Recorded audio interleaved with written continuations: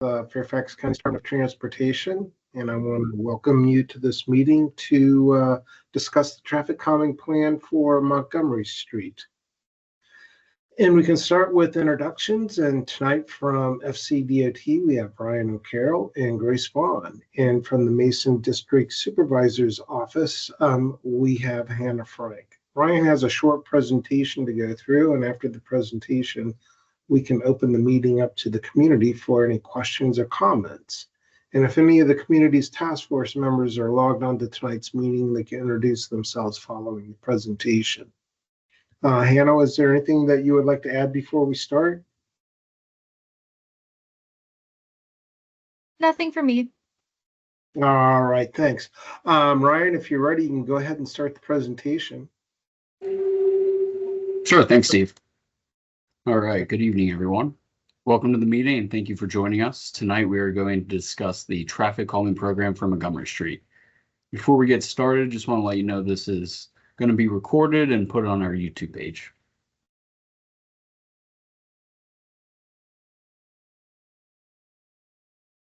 So as I just noted that the session is being recorded and may be shared on social media. Please hold all questions until the end of the presentation, please. Instructions for how to ask your questions will be provided at the end of the presentation.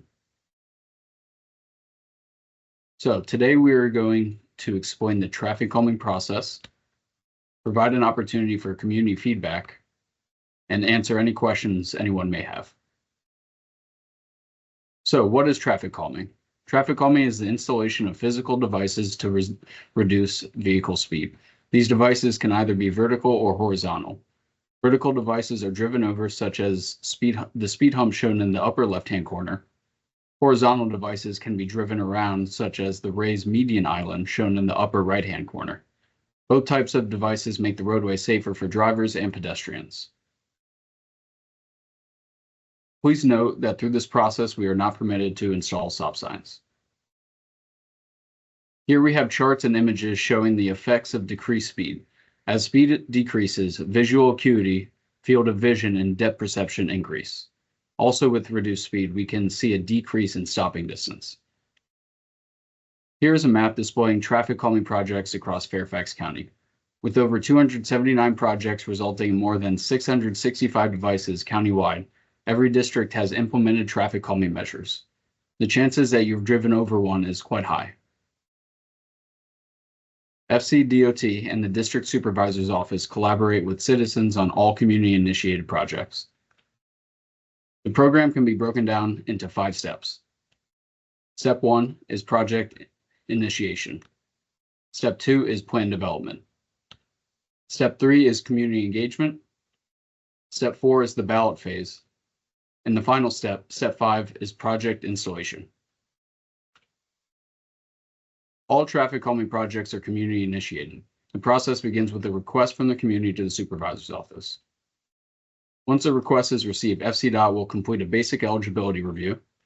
If eligible, FCDOT will then conduct a traffic study. And if the eligibility and traffic study requirements are met, the community will then form a task force. To meet the basic eligibility requirements, the roadway must be VDOT maintained, have a 25-mile-per-hour speed limit, be functionally classified as local, collector, or arterial, and if it is a collector or arterial, it needs to be a residential street. Once passing basic eligibility requirements, we move on to conduct the traffic study. For the volume criteria, we need between 500 to 6,000 vehicles in 24 hours, both directions combined. For Montgomery Street, we had 2,245 vehicles, so we met the volume criteria. For the speed criteria, the recorded 85th percentile speed needs to be greater than or equal to 10 miles per hour over the posted speed limit. This means that 15% of vehicles will need to be traveling at 10 miles per hour over the posted speed limit or faster in at least one direction of travel. The 85th percentile speed was 39 miles per hour in the northbound lane and 34 miles per hour in the southbound lane, which means that Montgomery Street met the speed criteria in the northbound lane.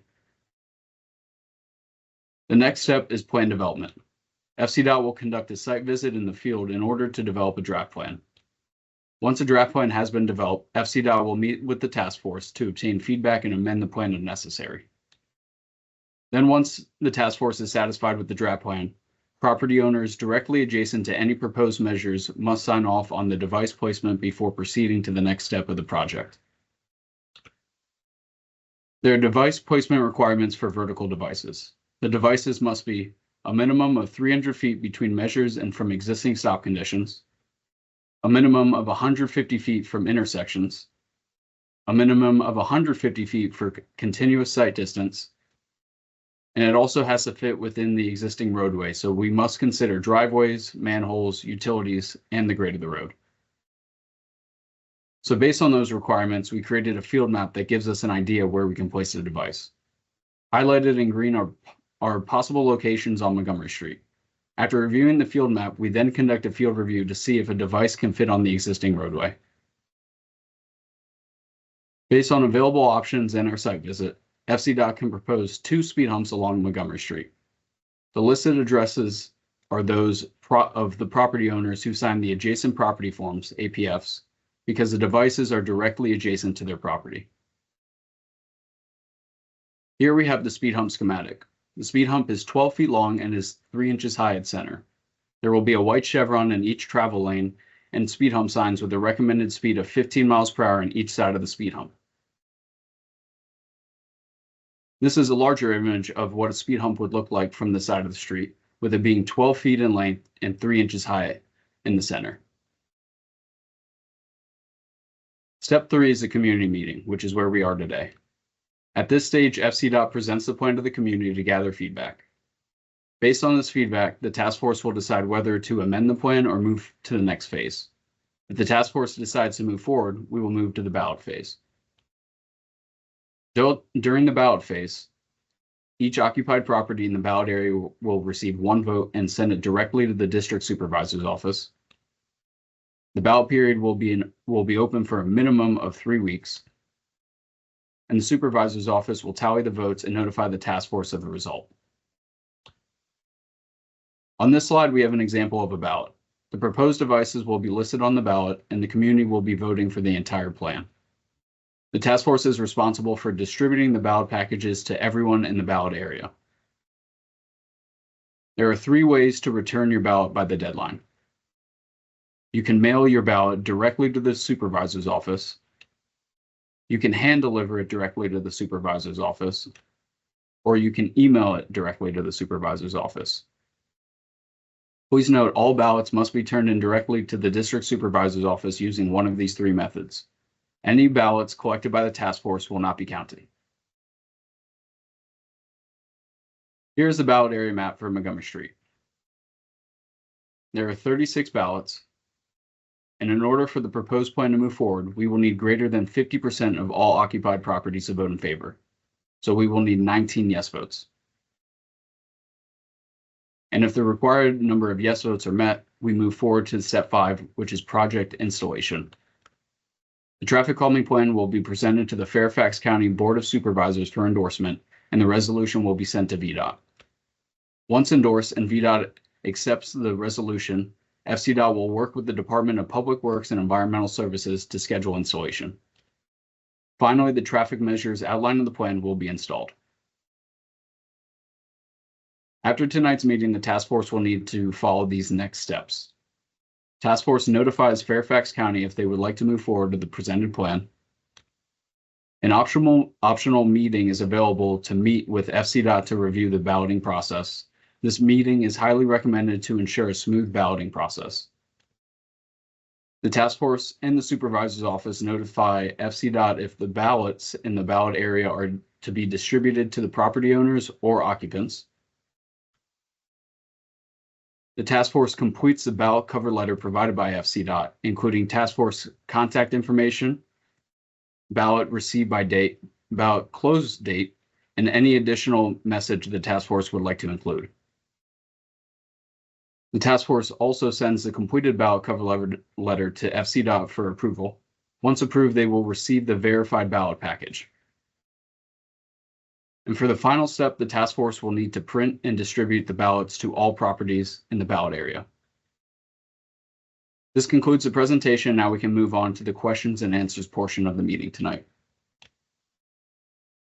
For tonight, you have two options to ask your questions, chat or speak. Once the chat item is activated on Teams, you can use it by typing your question. If you want to speak, please click the raise your hand icon, and once the host calls on you to speak, you can unmute yourself by clicking on the mic icon or pressing Control, Shift, and M on your keyboard. Please lower your hand once you are done asking your question.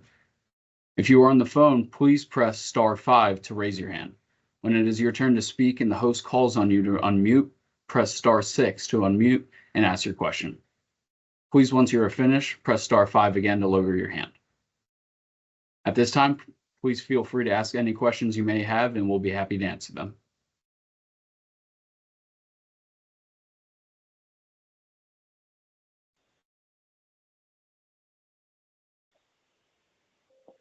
Hello, could you hear me? Yes, we can. I'm sorry. Okay, good, thanks. This is Luigi Solesi. Just have a question. Besides the bumps, could you do something about the signs for the crosswalk at Anders and Montgomery? Yeah, I think we've discussed that with our active transportation group that deals with pedestrian facilities and things of that nature. And I think they are in the process of looking at that. Okay. Yeah, but that's from the transportation side, not from your side. You just can do the bumps, right? Correct. Yeah. So we have another group within FCDOT that handles and works with pedestrian bike facilities and concerns that deal with sidewalks and pedestrian crossings and things of that nature. All right. Thank you Okay. very much. I thank you.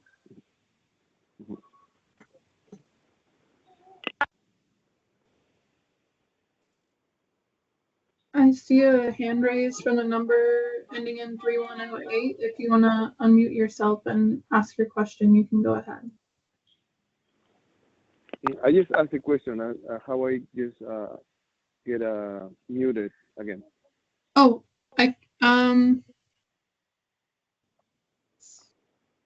Hello, can you hear me? Yes, 1 second. If you can just push *5 to unraise your hand, that would be fine, and then you can mute yourself, please. And sir, you were having a question. I'm sorry I interrupted you. That's okay. Can you hear me? Yes, we can. Okay. My name is Stan Ingursky, and I live on Bostwick Drive, which intersects with Montgomery Street. Mm-hmm. I have lived here 50 years, and Montgomery Street has changed drastically, as most streets have in the county. But there are 3 bus stops on that street every morning when I walk my dog. And as you indicated, a lot of people speed through there. If nothing else, just for safety, the speed bumps are absolutely needed. And I just want to know, is it the homeowners whose vote counts that's in the ballot area, or the home occupant? Well, that would be a decision that the task force in the supervisor's office would need to make. So it needs to be one or the other. And if they choose occupant, then they can just deliver to the street address. But if they choose the homeowner, then we'll need to do some research to find out, to make sure where those property owners reside. Okay. Yeah, because we did this 2 or 3 years ago, and we had a lot of trouble locating some of the homeowners, and I had some of the homeowners actually tell me, well, I don't live there anymore. Why do I care if there's a speed bump? So it would make sense that it would be the home occupant. That's my take on it. But I'd sure love to see them. Again, for safety is the main issue. The volume of traffic has gotten really bad because Monroe Street, which runs parallel to Montgomery, has speed humps. And whenever there's an accident anywhere up there on Etzel Road or Backlick, the GPS sends them down Montgomery Street. And that even creates additional traffic flow and a problem in the morning. And one other thing, and then I'll be quiet. With the traffic light on Etzel Road, the stretch between Montgomery and Etzel, when that light turns yellow, the people really accelerate to try and make that light, and it's very dangerous, that area. And I know you can't put a speed hump in there because you had just said that the intersection has to have so many feet, but that spot is very dangerous. And anyway, whatever you can do, it's greatly appreciated for the neighborhood. All right, we thank you for your input. And yeah, I think when it did go through last time, there was another supervisor in charge of Mason District. There was another supervisor representing this area. And and at that point, they chose that all their projects in Mason should be include the property owner during this process, during the ballot process. So now I believe that Mason does have a new supervisor. I think they're a little bit more open to occupants, but Hannah might want to. Wonderful. Wonderful. Okay. All right. Thank you. Thank you.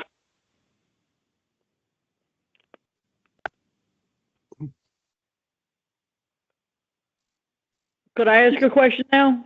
Yes. I'm Diane, and I live on Montgomery Street. If we pass out the ballots and somebody hasn't responded one way or the other, is there any way that we could know that so we could go to the person and try to get them to submit a ballot?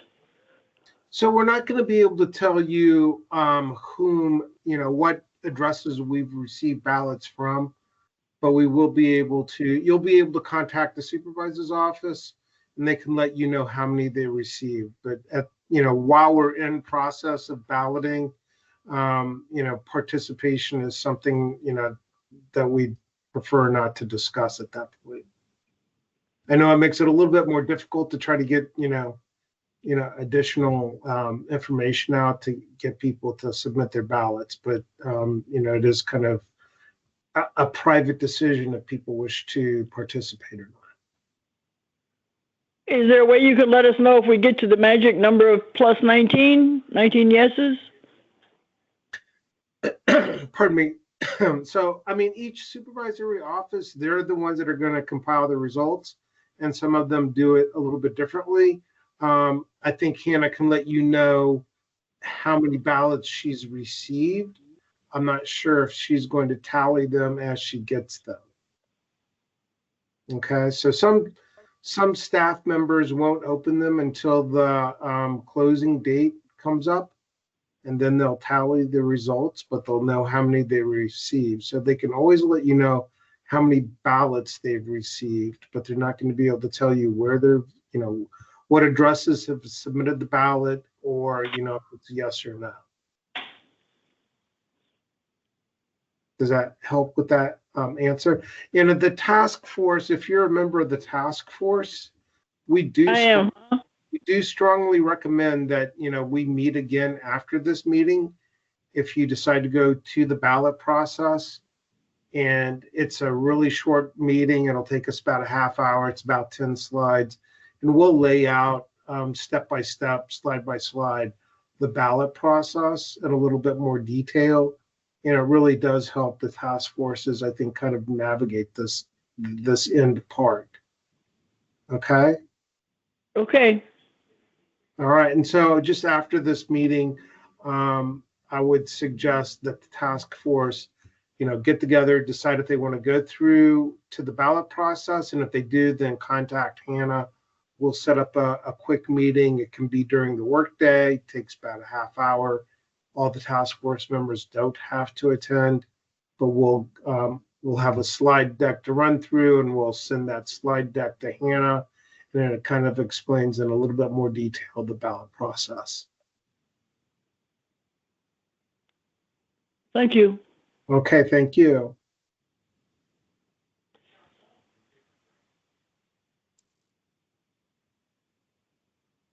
I see a hand from Michelle. If you want to unmute yourself and ask your question, you can go ahead.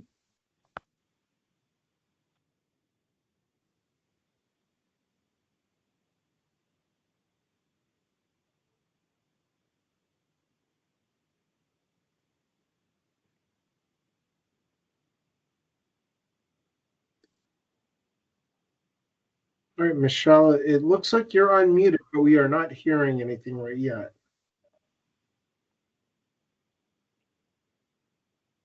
It should be the microphone in the top right-hand corner. If you just click it, it should let you speak.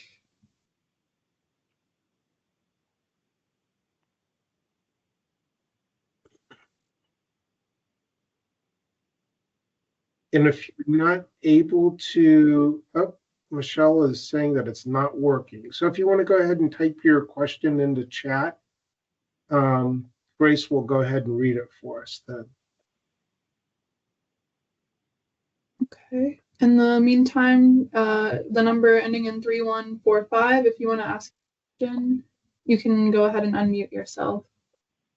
Oh, is that *5? 31 ending in 3145. Or Tell me how to unmute myself again or mute myself. Well, you're unmuted right now. 3145 is unmuted and we can hear you. Do you have a question or did you speak earlier? I spoke earlier. Okay, so if you want to put your hand down, go ahead and push *6. Thank you. I'm sorry, *5. Go ahead and raise your hand. Thank you. There we go. okay, and we have 2 questions in chat. The first one from Linda: who are the people on the task force?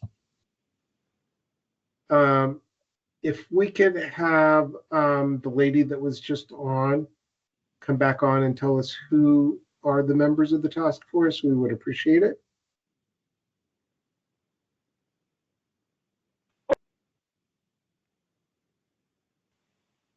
Can you hear me? Yes, we can. Well, Luigi's the task force commander, and he lives closest to the traffic light on It's a Road, one house away from the corner. And my name is Diane. I live at the corner of Montgomery and Gilpin, and Anna lives halfway between the 2 of us. I don't know the other people on the phone or on the task force. Luigi could probably tell you who we all are. Okay. Luigi or Hannah, do you have a list of the names of the people that are on the task force? I'm trying to pull it up right now. Okay, we'll try to get that question answered for you. So we might just go ahead and move on. Is that Luigi? Yes. Yes. Okay, you can go ahead. Hannah was about to speak now. But if you know if you want to. Well, if my wife, Maribel Dad, Michelle Enrad, Diane, Anna, and there is 2 more. Hold on 1 second. I really don't have it in my mind, all of them. But let me see if I can. Task force.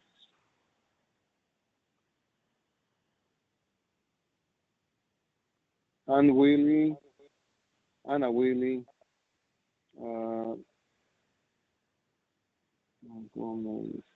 Michelle says she's on the task force as well as Nellie in the chat. Nellie, yeah. Nellie's here. Nellie. And I think we were 5. Okay. I thought you have that in your records, actually. Yeah, I'm trying to find it right now. I can see my emails. Oh, yeah, my emails maybe won't go. Montgomery task force. Does the person who asked want to get on the task force?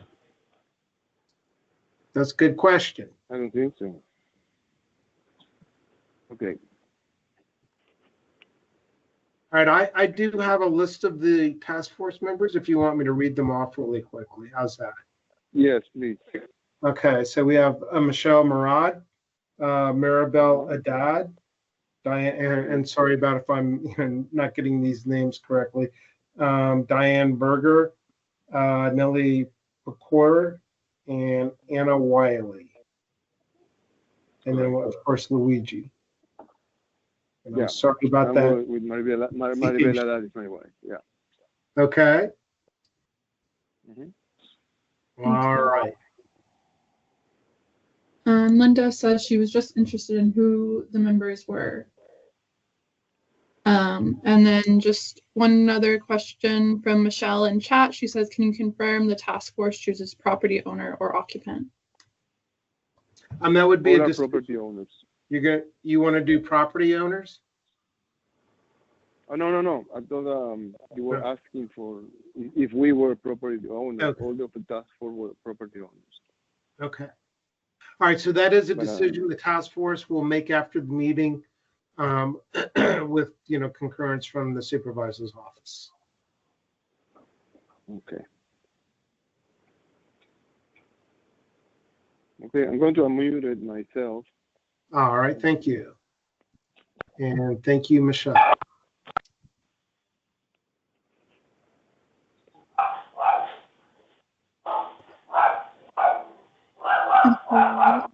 Linda says she wanted to thank the task force members. I have a couple of different hands raised. If you have a question, keep it raised. The first one I'm seeing is 5384. It sounds like you may be unmuted, so if you want to go ahead and ask your question.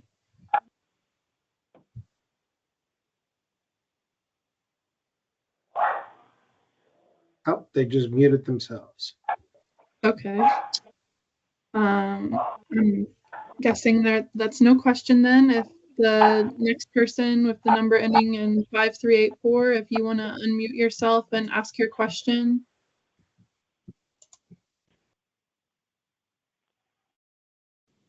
Okay, my question is, it sounds like it's up to the supervisor's office whether they do the homeowners or the home occupant. And my opinion would be the home occupant would be the easiest route to go. And we need 19 votes, as you say, out of the 36. Is that correct?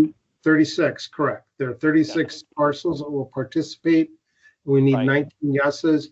And it is, pretty much the task force that will, give their idea of what they want to do, either occupant or the property owner. And then it's just, the supervisor's office just has to give their blessing. So Hannah, I don't want to speak for you. I'm not positive if you know right off if the supervisor's office is willing to go either way, but if you want to respond.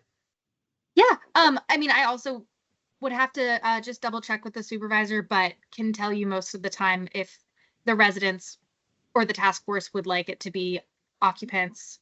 He is happy to go with whatever y'all think would work best. Okay. But again, would have to double check, but I'm. Yeah. Okay. And the ballots only count for those people in the designated area on Montgomery Street. Is that correct?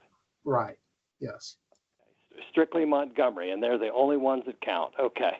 They're the only ones that are going to be valid. Everybody else we feel has access to either Braddock or Edsel through other means. So, we feel that the people on Montgomery that have to use the street should be the ones making the determination. Yeah, because I live on Bostwick Drive, which intersects with Montgomery, and so my vote will not count because I won't get a vote. Is that correct? That is correct, yes. Okay. And that's a shame because the whole neighborhood is affected by that street. It's the major street that cuts through the entire neighborhood, and that's the way the rules are. But it's a shame that others can't vote. But thank you anyway for all your help. All right, thank you.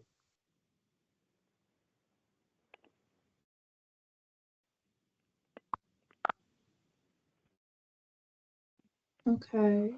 Forgive me if I'm calling on you again and you don't have a question, but the number ending in 3189, you have your hand raised. Do you want to ask a question?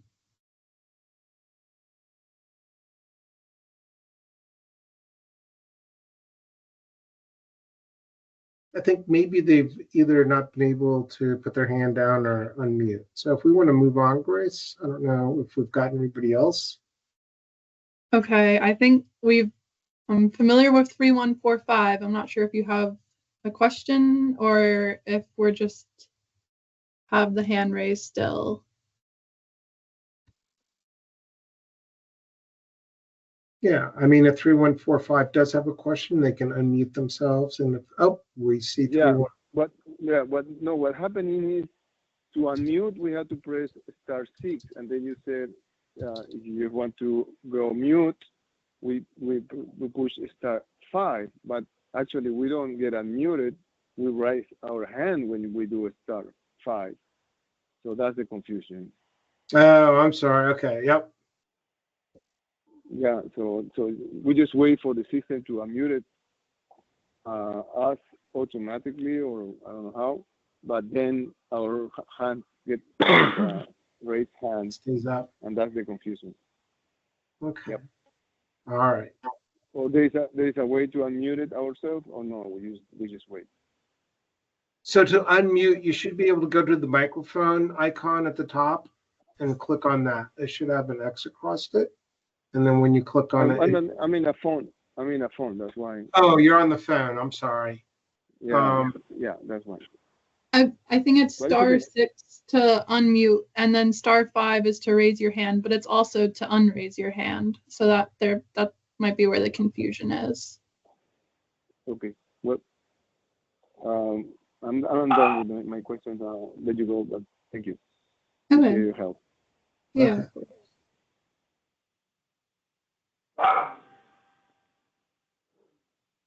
Okay.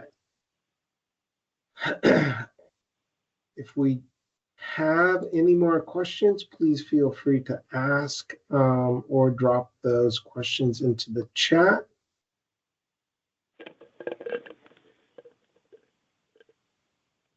And Ryan has just pulled up a contact page.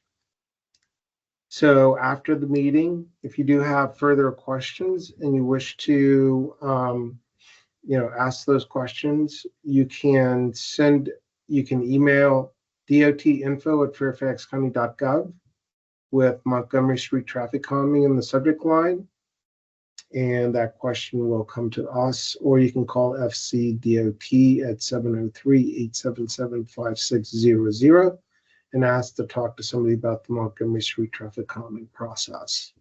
If you want to talk to somebody at the Mason District Office about this, you can email them at mason@fairfaxcounty.gov. Same information in the subject line of Montgomery Street traffic calming, or you can call 703-256-7717 and ask to speak to somebody about the Montgomery Street traffic calming process. So after the meeting, if you do have questions, please feel to reach out. And again, I would recommend that the task force go ahead and contact Hannah at the Mason office and let her know, what your next steps would be. So if you want to proceed, we will go ahead and arrange a follow-up meeting for the ballot process.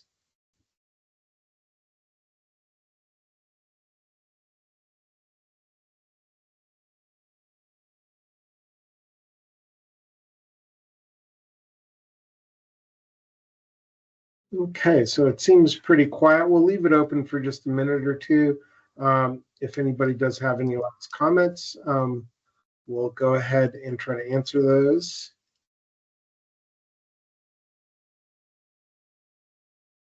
And it does look like Michelle just said thank you, and you are welcome, Michelle.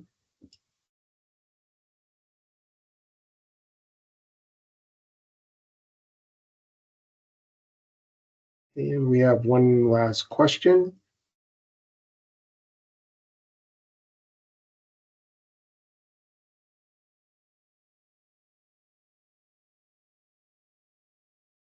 Yep, their hand went back there. Okay. All right, it looks like we might be done for tonight. So I want to thank everybody for coming. And again, if you do have further questions, please feel free to reach out to FCDOT or to the Mason District Supervisor's Office, and we'll try to answer your question. And for the task force, just reach out to Hannah and indicate if you want to move forward or not. And we will arrange a meeting to go through the ballot process for the task force if you wish to proceed. Okay. Thank you, everybody, for joining tonight. Thanks, Steve. Thank you.